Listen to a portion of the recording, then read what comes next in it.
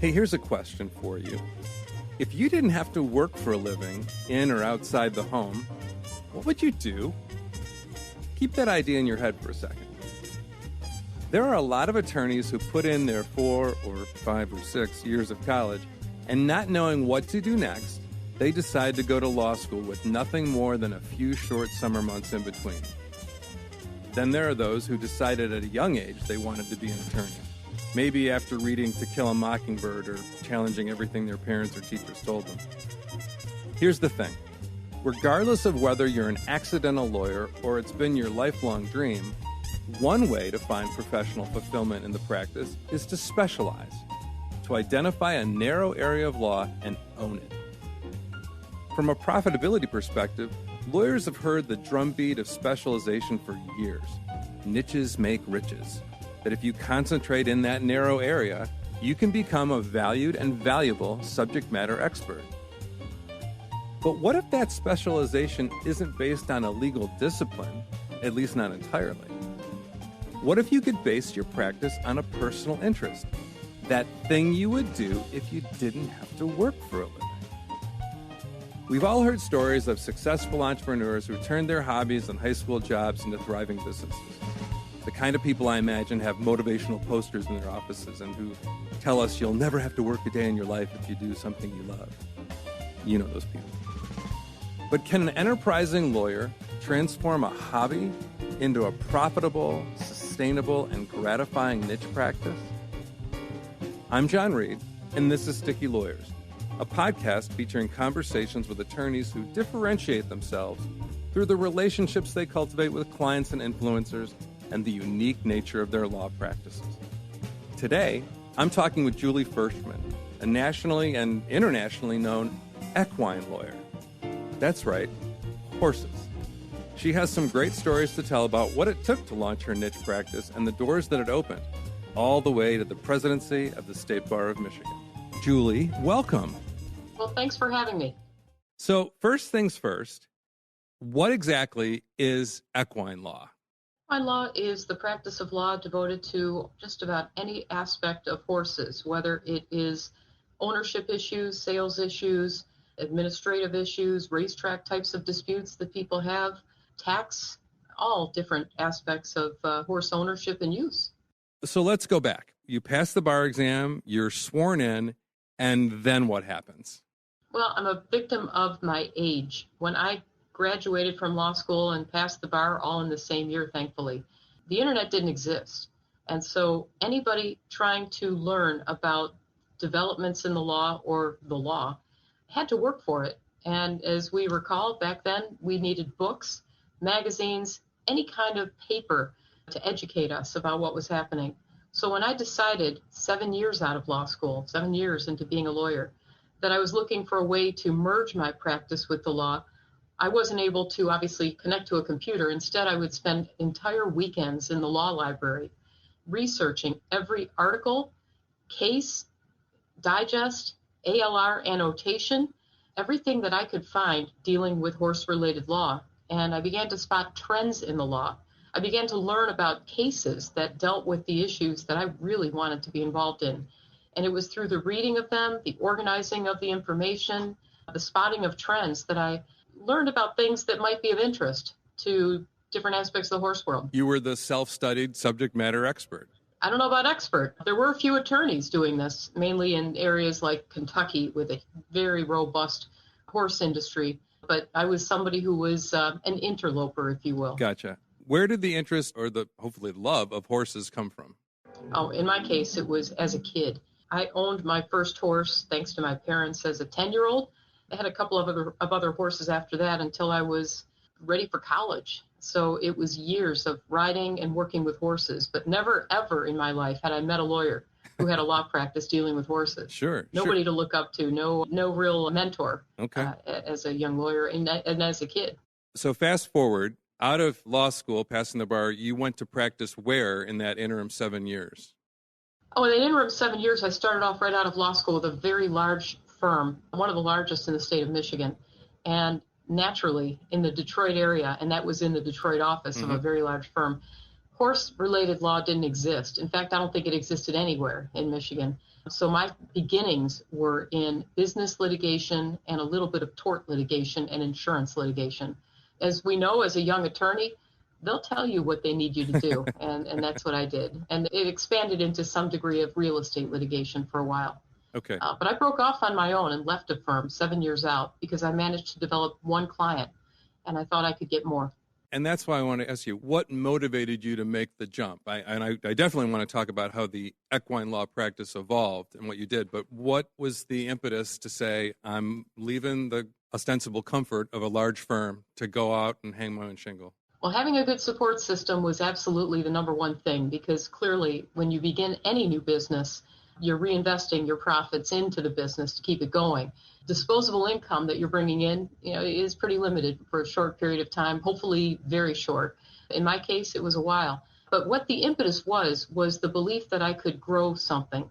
We're talking about now about 7 years out, 1993 or so, that I got the attention of one insurance company that sought me out. They found out about me from something that I had written or listed in and had a case for me. And it occurred to me that I could make this grow. I could try to do as good of a job as I could, which you need to do as a lawyer, clearly, to grow a practice. It's not just marketing, it's developing and having a product worth marketing. But I thought I could make it work and devoted a lot of effort to it. And sure enough, the practice expanded. Long hours with actual real live pulp and paper, boning up on this, boy, talk about a niche area of equine law. You've got this knowledge that you've acquired. You're looking for trends and patterns. How do you get what you know? How do you get your brand out there at that time? How are you promoting what you do? Well, because again, still didn't really have the internet as of about 1993. My business plan was to make my name, to the extent that I could, a household word. And that meant to get myself in front of people with minimal expense by articles. So my investment wasn't necessarily writing a check to get advertising. It was writing articles, taking the information that I had developed through my research and making it understandable, not to lawyers. I wasn't marketing to lawyers. I was marketing to the people who might need them. That generated an article every month, sometimes 4 or 5 every month, in a variety of publications that ended up going all over the country. Okay. Also back then, because we were more reliant on the paper and the publications, one would contact me after having read my article in another and asking if they could use it. And of course, the key is you write it and you want a good byline to be able to let people know how to find you. I think it's so interesting when lawyers who are new to the practice, new to a practice area, take what they're learning and write about it, speak about, and educate the audience. And it's not necessarily a fake it till you make it kind of thing, but it actually, I find, it keeps your momentum up, right? You're learning something, you identify, as you say, a trend in the law, you write about it, it gets published, people respond to it. As you learn more, you're not only building up your own knowledge base, you're creating up your own marketing inventory of articles, publications, hopefully speaking appearances and things like that. It sounds like that was your world at that time too. It was. And I think that the best way to focus your marketing is to have as good of an understanding as you can of the industry that you want to be known to. Yeah. The best source I found wasn't so much going to the law library and getting all the articles and researching. It was taking that one step further when I got speaking invitations. At the beginning, I was willing to fly myself out to meet with people at the biggest conventions that I could get invited to. And then it got to the point where I would be invited and they would pay my travel, put me up, and give me a nice stipend. But it was listening to the audience in the questions and answers, speaking with them before I took the podium and after, that I think was the best education that I could ever have had. That was the source then of articles that I continued to write because I realized what mattered to people. And I think it also helped as a lawyer because you're learning to communicate. You're seeing how your message is getting received or not being received. And it translated, I think, into a better ability at trial in connecting or trying to connect when I had some jury trials. And I think it made me an overall better lawyer, just having that opportunity to connect with people and listen. And I love the fact that you realize the value of not delivering the program and then sitting back and waiting for people to throw business cards at you. Instead, you used the time before your presentation to connect and warm up your audience. And then after the program is over, you engaged further. You used a unilateral marketing activity as a business development tool to meet people. And I think that's such the key, leverage all the tools that you have and build those relationships.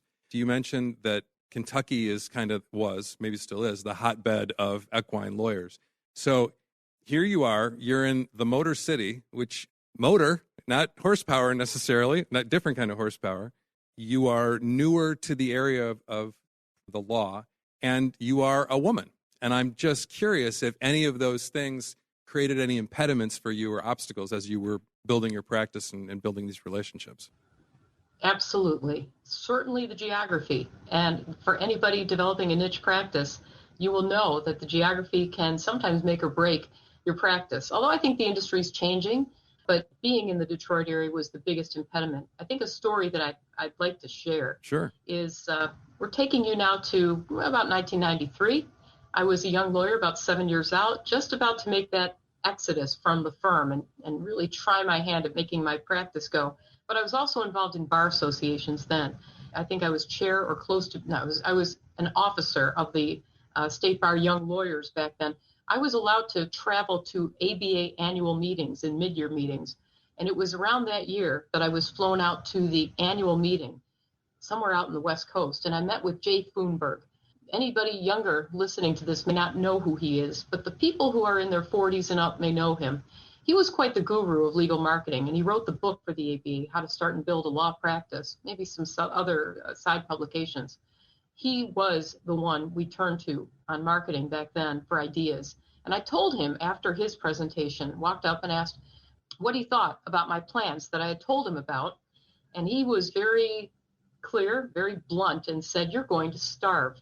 If you want to do horse-related law in the Detroit area, which is, as you point out, John, not noted for horses, you're never going to get any work.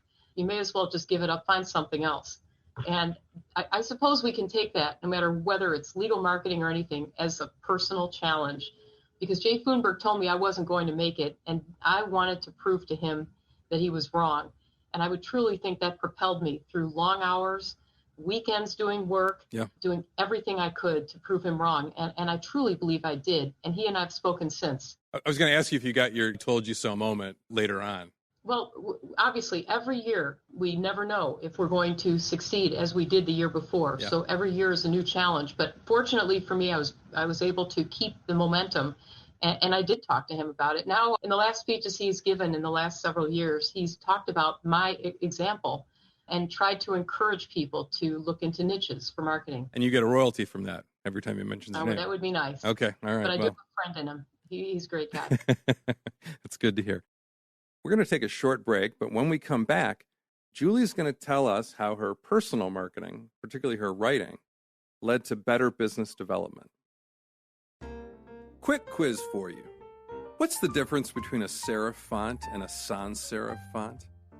If the primary color of your firm's logo and website are blue, because, shocker, most law firms' logos and websites are blue, how do you determine the best complementary colors? How do you create a firm brochure and marketing materials that are always current, even when attorneys join and leave your practice? If you don't remember seeing these questions on the bar exam, it's because they weren't there. But if you're trying to promote your firm brand and create compelling marketing pieces meant to impress your next best client, the answers are just as important as the rule in Shelley's case.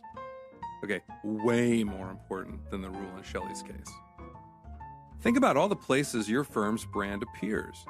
Business cards and stationery, your website, print and digital ads, swag, those cool giveaway items with your name and logo on them, and newsletters, email signature blocks, pitch pieces and marketing collateral.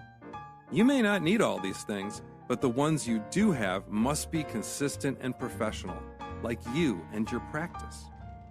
For more than 10 years, Brain BDM has helped lawyers and law firms put their best faces forward.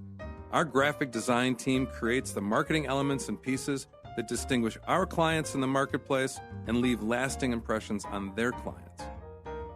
To learn more about Rain BDM, our graphic design consultants, and the creative services we offer, call us at 855-790-RAIN. That's 855-790-7246. Or visit our website at rainbdm.com to read blog posts, download guides and checklists, and play with our really cool homepage slider. And we are back with equine lawyer Julie Fershtman. I'm curious, you're doing this writing and getting published, and that's snowballing. Did any opportunities come out of that writing? I think you mentioned there was an insurance company that read something you wrote. Maybe you could talk about that. Sure. Early on, when I was just getting started, I learned of a publication that somebody actually told me about in the industry. Back then, we wrote letters to each other, and a lawyer in New York had read something that I wrote and wanted me to know that he really appreciated it. And then he offered a tidbit of advice, which I've taken to heart, and I give other people advice if I can to help them move up. His advice was that there's a really great publication out there with developments in equine law. He didn't think I knew about it. He was right. And he said, you ought to read it, and there's a listing of lawyers. Get yourself on there. And I did. And apparently, insurance companies read that newsletter too. Okay. And when a case came up in Western Michigan, not exactly near where I live, the company found out about me, and that kind of got things started. That was where things began to move. What was the nature of the case, and how'd you do, and then where did that take you? I don't know if any abilities that I had at the time were the reason I got hired. I think the fact that I was female got me hired, because the very first equine law case that I was hired on involved, and this is where the insurance company got my name, a woman in Western Michigan who was at a stable and got bitten on the breast by a horse. The company had plenty of lawyers all over Michigan. Most of them were men. In fact, I think they all were men. But they found me and thought that I could offer something aside from being female. It was my interest in the subject matter that I think they felt would also lend itself to an efficiency that they may not be able to get otherwise. So I got the case. Fantastic. And it grew into many more. Still, the company's still a client. You never think that Mr. Ed would have a Me Too moment, but apparently that's kind of what happened. So that relationship with the insurance company, did it continue to be equine law cases, or did it blossom into other areas of the law, other types of matters? It grew because there are a number of cases you hear about around the country, and we read about them in reporters. But overall, the volume of equine-specific cases isn't all that great. Yeah. So it fortunately got to the point where my name got passed around to other companies. They called about claims. Sometimes they didn't hire me, which is another point that I would always recommend. To the extent that you can do so ethically, offer some assistance, not necessarily doing the work, but offer some commentary, because the companies were willing to give me a try with more than just equine matters. Yeah. And frankly, that's what's kept my practice going. Plenty of equine work, I suppose, but the majority is non-equine. All that started because of doing the equine law. When I talk to people about specialization and niches and personal branding, there's this misconception out there that if you're going to go into a niche, or at least represent that you're in a niche practice, that you have to do it to the exclusion of everything else. For branding purposes, it's good to have that focus, but that doesn't mean you can't do other things. And I think it's great that you, as we started out this conversation, you turned something you love into a professional legal career, but you took the blinders off and you were able to move into other areas and have what's become obviously a very successful insurance defense practice. The flip side is that, frankly, in my case, you can be trivialized. People don't understand what equine law is, and they think I'm an animal rights lawyer. Yeah. I respect the animal rights community, but that isn't where I get my work from. And that means that the fellow lawyers out there have bypassed me for referrals because they think all I do is, animal rights law, which I don't. Other people think it's a joke that I must not have much of a practice because they think I just do horse law. Yeah. So the problem is with anybody who has a niche, and if they broaden out their practice to other areas, make it known that you don't just practice in the niche to keep your practice growing. One thing that also impresses me about you is we've been kind of joking about the papyrus world of books and whatever from way back when, but you were pretty much an early adopter, an early entrant into the internet. You had a website early on. I know, I saw it. You had, and you kept it going.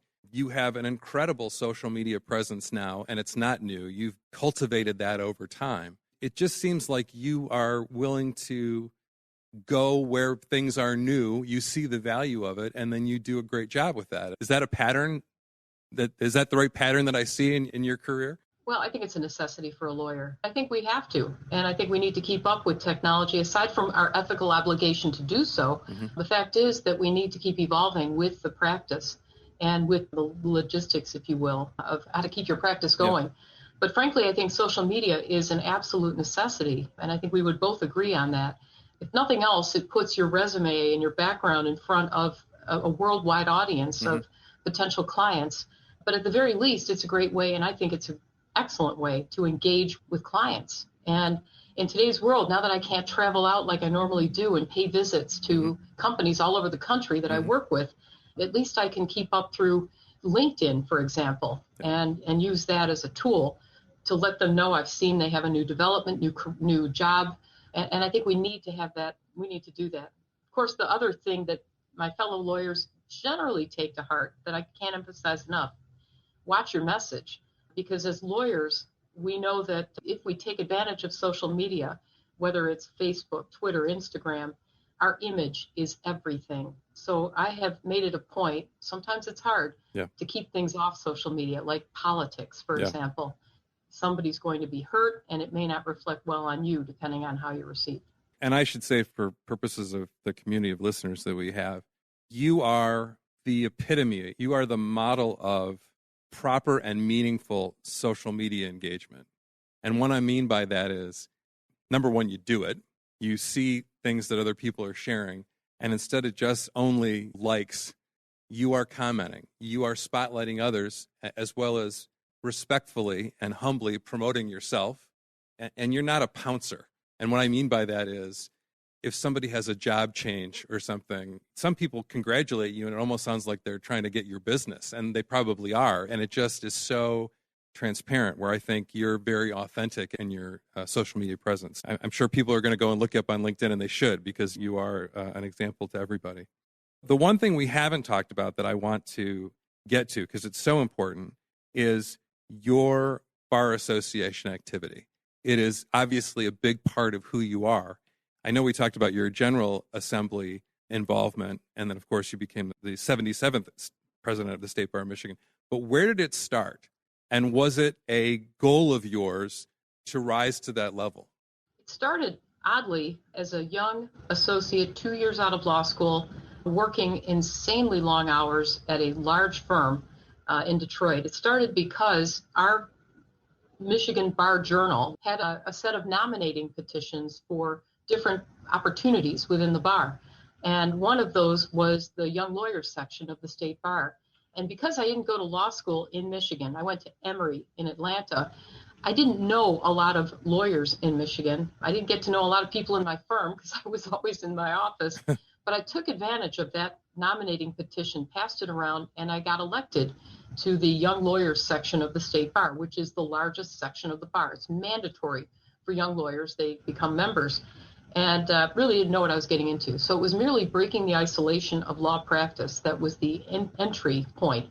But it was once I got involved in the State Bar at the time that I learned the benefits of bar association involvement, the benefits of what a bar can do for the public and for the profession, whether it's a continuing program put on by a section or whether it's a dedication to the public service that lawyers can do through the bar and the access to justice work through the bar. I saw what the bar did and wanted to become a more active part of it.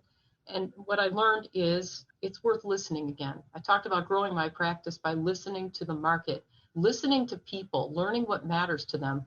But I also listened as I sat in meetings of lawyers. One of the things that I'm talking about is as you move up in the leadership ranks, at least in the young lawyers section, you earn a seat on the State Bar governing body, which is called the Board of Commissioners. And it met about every 6-7 weeks. And here I was, young lawyer, about 10 years out of law practice, sitting in meetings with some of the most dedicated lawyers and judges from all over Michigan, clearly highly successful people because they got elected to that body by their peers. And I developed mentors from many people on that board that really helped make a difference for me. But I think it was the process of listening to these attorneys, watching how they worked, that really made me, I think, a better lawyer, better thinker, hopefully better communicator. and made a difference in my practice. It did not give me referral work. Bar association work didn't do that. Yeah. But it gave me, I think, a way of practicing and I guess a character that I took to heart. And it stayed with me, so I continued involvement through the years. So what started out as, hey, this looks fun and interesting, turned into essentially a many years long master class. You were among some of the top lawyers and judges, obviously, in the state, and basically just being a sponge and learning from them. And I think you've told me before, you've honed your professional presence, maybe some of the things that you do, how you carry yourself in the courtroom. Some of that stuff was learned because of your activity with these folks. I would agree. And I think it's almost counterintuitive for some of us as lawyers to listen and to watch, in that we are learning to educate, to have the answers and know how to counsel people. Mm-hmm. But I think it's an acquired skill, and I took it to heart to listen and to use that opportunity as a master class, and it made a difference. I will admit to you, I have stepped in piles when I've said in workshops and presentations that if you're looking to build your practice with new business, a bar association ain't the place to do it. If you are a member, for example, of the employment law section and you think you're going to build your employment law practice with other employment lawyers, unless it's conflict work or a referral from the other side of the aisle, it's just not going to happen. People have challenged me on it, and I challenge them back and say, okay, tell me how it's worked for you. And they say, well, because of my presence, because of my leadership, people know me, and it's helped with my brand, and that notoriety has attracted business. And I said, that's it. You're absolutely right. But you don't go around looking to find your next best client at a bar mixer. It's not going to happen. And so I thank you for validating these things that I've said. If you're going to join a bar association and be a leader, do it because the cause is good. Do it for all the things you enumerated and talked about. It's access to justice. It's serving the public. It's collegiality, networking, and things like that. But it's not necessarily the best business development tool. It can be, and not so much for building a resume as some think bar associations do. Yeah. I could suggest this to you, and let's use the employment law example. Let's say you become involved in even your local bar's employment law committee, mm-hmm. and this is a tremendous opportunity for continuing education programming. What you can do, and where the bar association is your right-hand person, is you can create a program with a really timely topic. Even better still, not just one talking head, which might be you mm-hmm. at the podium, but a panel discussion.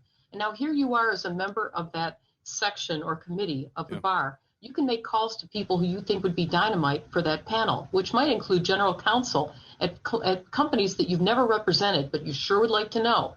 And now you're making that call, not somebody who is looking for their attention and their maybe work. Yep. You're calling them to see if they want to be on your panel.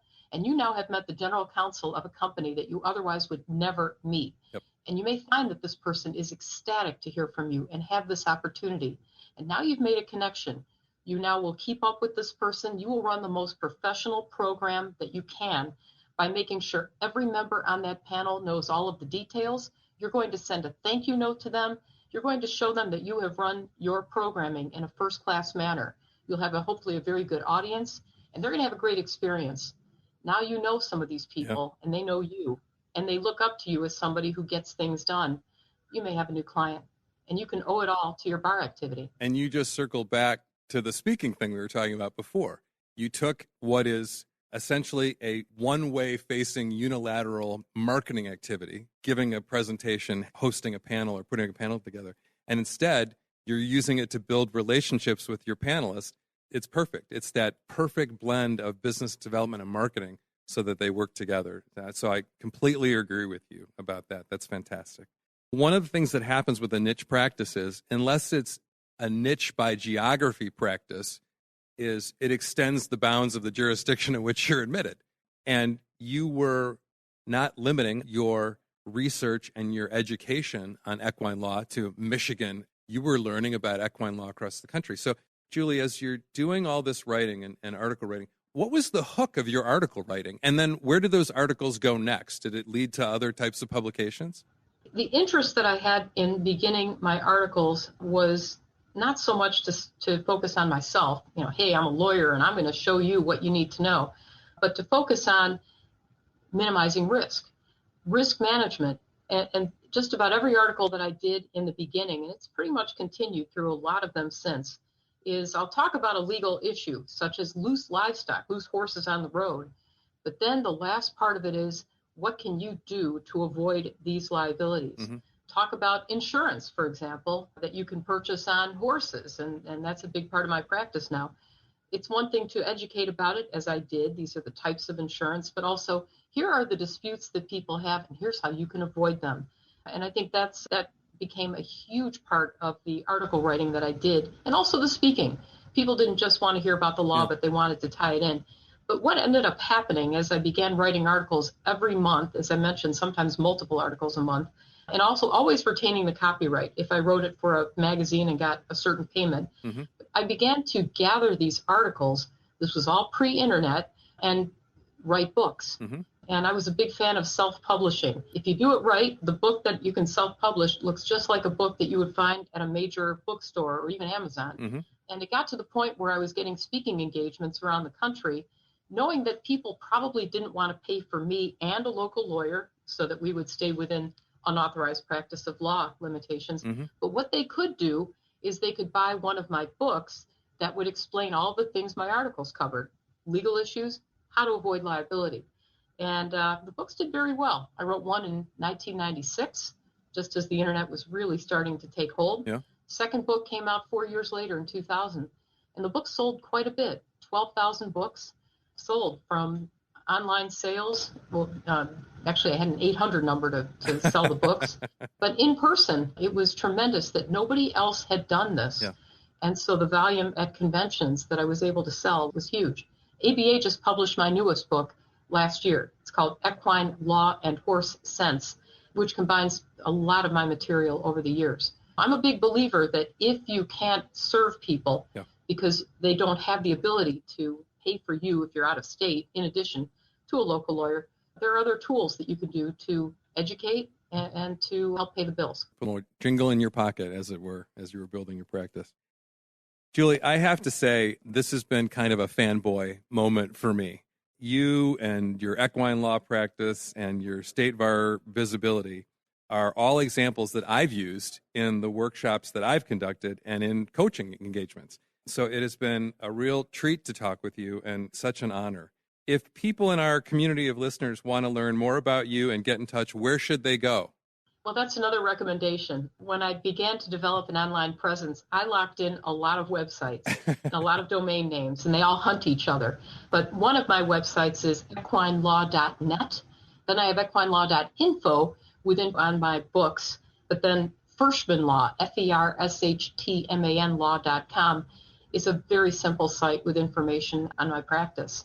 So these are the main ones, in addition to others that I own. Fantastic. We'll make sure that those are in the show notes, too. So if people are listening and they want to go to our website and get that, we'll have the links for them. Julie, this has been such a privilege for me. Thank you for sharing your stories. And there is so much that we can learn from them, not just about equine law, but about marketing, about hanging your own shingle, about professionalism. This has been my masterclass, so I appreciate you taking the time with us today. Thank you for having me. It was fun. And thank you for listening. To hear this episode again or download other Sticky Lawyers episodes, visit stickylawyers.com. There, you'll be able to view episode transcripts, behind-the-scenes notes, and recommend a standout lawyer you know who might be a future guest. And please don't forget to subscribe to this podcast. Everyone at Rain BDM who works so hard to produce this podcast would greatly appreciate it. Until next time, I'm John Reed, and you've been listening to Sticky Lawyers.